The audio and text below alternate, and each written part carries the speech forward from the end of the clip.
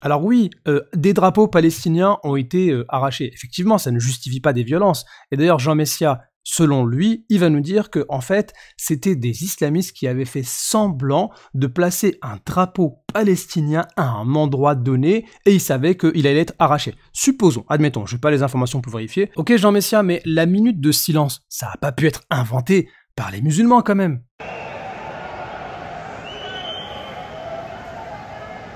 Et ça, Jean Messia, il ne peut pas le nier, donc il va nous dire, il y a un truc que je piche pas.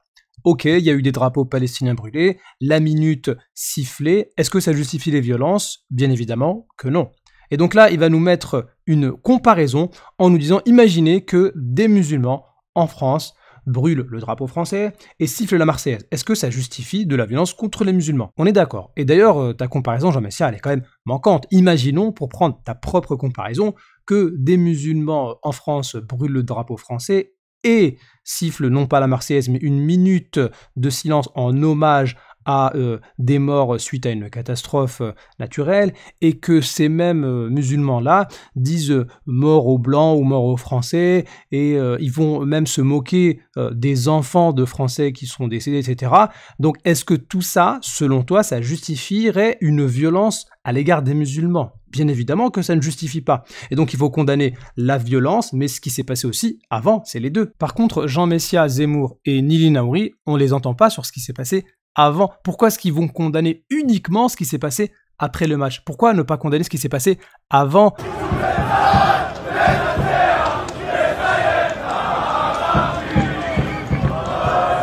Alors là, peut-être Jean Messia va nous dire non, en fait, ils sont pas en train de souhaiter la mort des Arabes, ils sont pas en train de se moquer des enfants palestiniens décédés. Non, c'est pas du tout ça. C'est un montage, etc. Allez, admettons, c'est pas grave. On n'a pas besoin de ces vidéos-là. On n'a pas besoin. Pourquoi?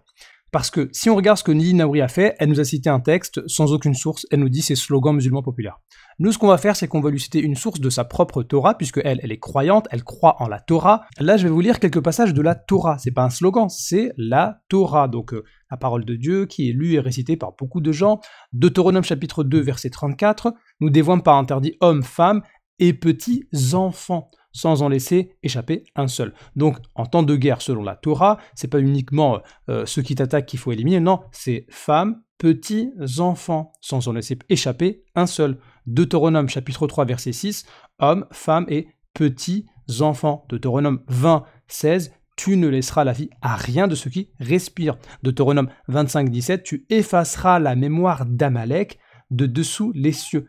Effacer la mémoire d'Amalek, Amalek, ce sont tous les ennemis d'Israël selon les rabbins. Et ça s'est appliqué par exemple avec 1 Samuel chapitre 15 au verset 3, hommes, femmes, enfants et nourrissons. Donc qu'est-ce que Zemmour, Messia et Naouri pensent de ces passages-là de la Torah qui, je rappelle, sont lus tous les jours? On ne parle pas d'un slogan inventé avec des guillemets, etc. Non, ce sont des passages de la Torah qui sont mis en exécution par certains rabbins. Certains rabbins demandent d'appliquer ces passages de la Torah. Donc il n'y a pas besoin d'inventer, c'est dans la Torah. Donc ces passages-là de la Torah, Jean Messia, il ne peut pas les nier. Il peut nous dire oui, les drapeaux palestiniens, c'était un prétexte, la minute de silence, il peut peut-être même trouver un truc, voilà, ok. Mais ces passages de la Torah qui indiquent que en temps de guerre, élimination de femmes, enfants et nourrissons, et c'est la parole de Dieu qui dit ça dans la Torah, ça il peut pas le nier, à moins qu'ils disent ce sont les musulmans qui ont falsifié la Torah et ils ont mis femmes, enfants et nourrissons. Vérifiez, n'inventez pas des choses.